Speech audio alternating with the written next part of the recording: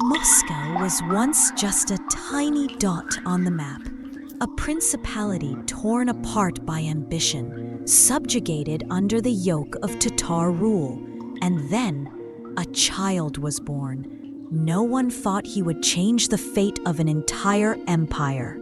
That child was named Ivan, and as he grew up, he did not choose to be a mere king. He chose to become a symbol of absolute power. When city-states dared to challenge Moscow, he crushed them. When the Mongol Empire bared its fangs, he did not fear, did not bow. Behind the glory of unifying Russia lies a bloody political chessboard where the closest people were the first pawns. The first wife was cast aside. The grandson was imprisoned. The successor was chosen from a diplomatic marriage. Ivan III was not just a king. He was a great player of history, and every move he made caused blood to spill. He did not just build the Kremlin. He built the foundations for an autocratic empire that lasted for centuries.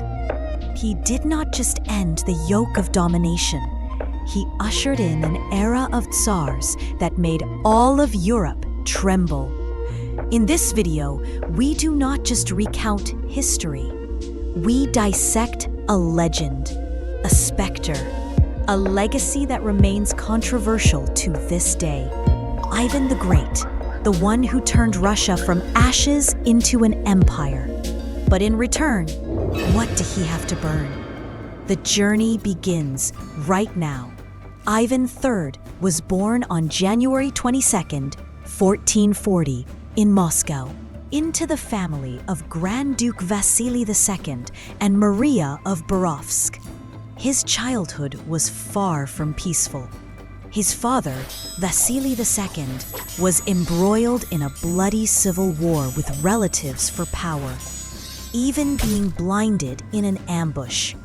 Though young, Ivan soon witnessed the intrigues and violence of the court. This forged in him an iron will and a rare ability to see far ahead.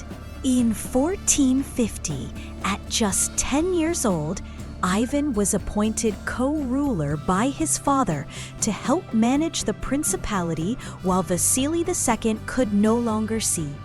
This was a heavy responsibility for a boy. But Ivan proved himself to be not just a spoiled son, but a true leader. In 1462, when Vasily II passed away, Ivan officially ascended to the throne as Grand Duke of Moscow at the age of 22. His reign lasted 43 years, one of the longest in Russian history. And it was during this period that Russia began to rise from the ashes of the past.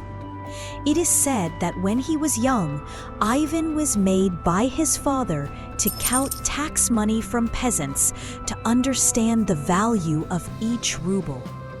Once, he miscounted by 1 ruble and was punished by Vasily II by having to ride himself to a distant peasant's house to collect it.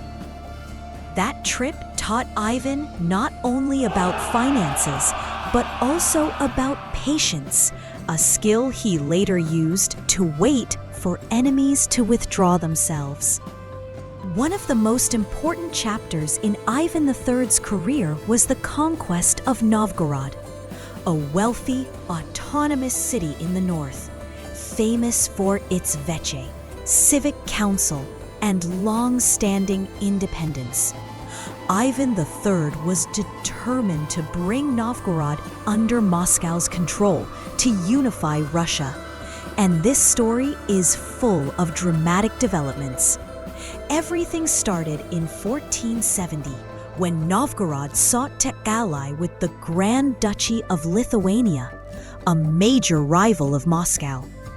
Ivan III, with his pride in orthodoxy, viewed this as an unforgivable betrayal. He immediately launched a military campaign to punish Novgorod, initiating a war that lasted nearly a decade. On July 14, 1471, the Moscow army under Ivan III's command confronted Novgorod's forces at the Shelon River.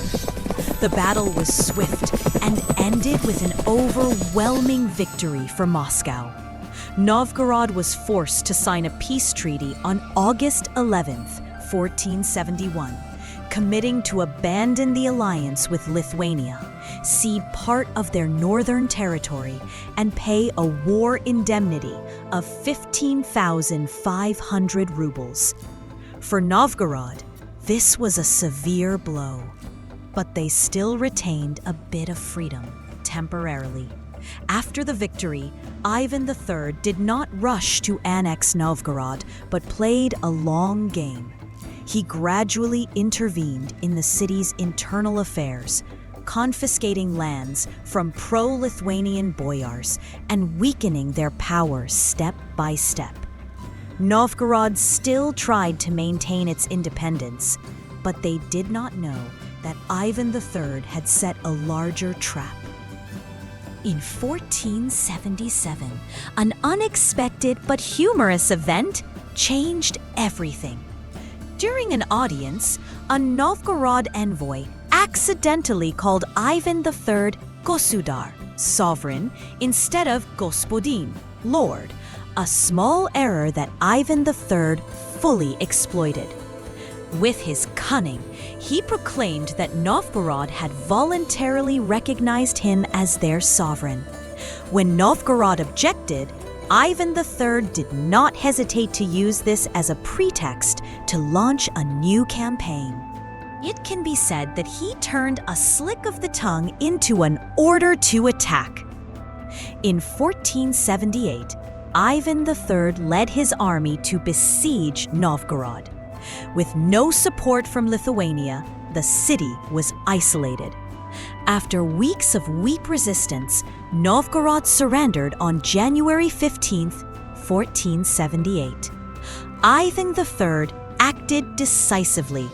He confiscated more than 4/5 of the city's land, abolished the Vich, dismantled the Veche bell, a symbol of freedom, and relocated numerous powerful families to other regions, replacing them with those loyal to Moscow. From this point, Novgorod officially became part of the Moscow Principality, ending centuries of independence. After annexing Novgorod, Ivan III is said to have sent a sarcastic letter to the local boyars, writing, "Thank you for holding Veche meetings for so long. Now I will take care of Novgorod for you. Rest easy." The boyars certainly didn't laugh, but that was how Ivan III displayed his irony. Another great achievement of Ivan III was ending the Tatar yoke, the over 200-year domination of Russia by the Tatars. This was a historical turning point, and the story is full of drama. From 1476, Ivan III began to demonstrate disobedience by refusing to pay tribute to Ahmed Khan, the leader of the Great Horde. This was a bold action, challenging Tatar authority and proclaiming Russia's desire for independence. In 1480, Ahmed Khan decided to punish Moscow. He led a large army to the Ugra River, facing Ivan III's troops. However, instead of a bloody battle, both sides just stood, looking at each other across the river for weeks. Neither side dared to attack first. Ivan III feared losses, while Ahmed Khan feared the harsh winter and lack of supplies. Finally, on November the 11th, 1480, Ahmed Khan unexpectedly withdrew without a clear reason. This event is called the Standing on the Ugra River and marked the end of Tatar domination. Russia officially became independent without shedding a single drop of blood. Folklore has it that during the standoff, Ivan III sent a messenger with a bottle of vodka to the Tatar camp, along with a message: "If you don't want to freeze, drink this to warm up." Ahmed Khan likely didn't accept it. But this story demonstrates the confidence and optimistic spirit of the Russians at that historical moment. Ivan III was not only adept at warfare, but also an outstanding reformer, laying the foundations for a centralized and powerful Russian state. He reduced the influence of the boyar class by granting land, called pomestie, to a new class of nobles in exchange for loyal military service. This created a powerful army directly under his command. In 1497, Ivan III promulgated the Sudebnik, a strict law code that prescribed the death penalty for treason and restricted peasants' right to move, paving the way for the later serfdom system. This code also helped consolidate the legal authority of the central state. Ivan III invited Italian architects to rebuild the Kremlin, transforming it into a magnificent fortress with structures such as the Dormition Cathedral and the Palace of Facets. He also established the first cannon foundry in Moscow in 1475, enhancing the principality's military power.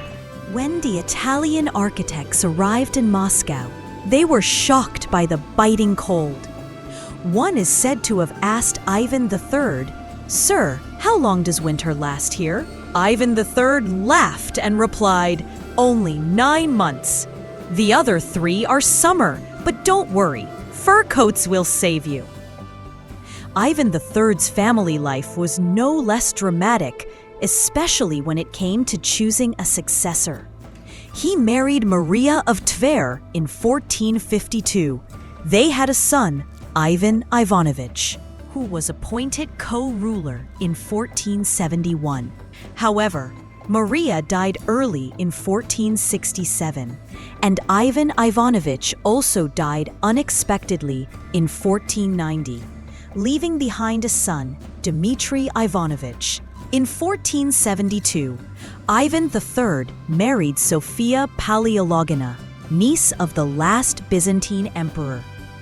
This marriage brought Byzantine symbols and rituals to Moscow, such as the double-headed eagle, and resulted in several children, including Vasily III. After Ivan Ivanovich's death, Ivan III named his grandson Dmitry Ivanovich as heir in 1498, even holding a coronation ceremony for the boy. But Sophia and her sons, particularly Vasily, were not pleased. Under pressure from Sophia, Ivan III changed his decision in 1502, imprisoning Dmitry and choosing Vasily III as co-ruler.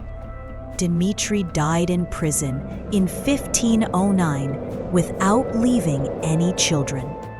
When Ivan III passed away in 1505, Vasily III officially succeeded and ruled until 1533, continuing the expansion of Russia.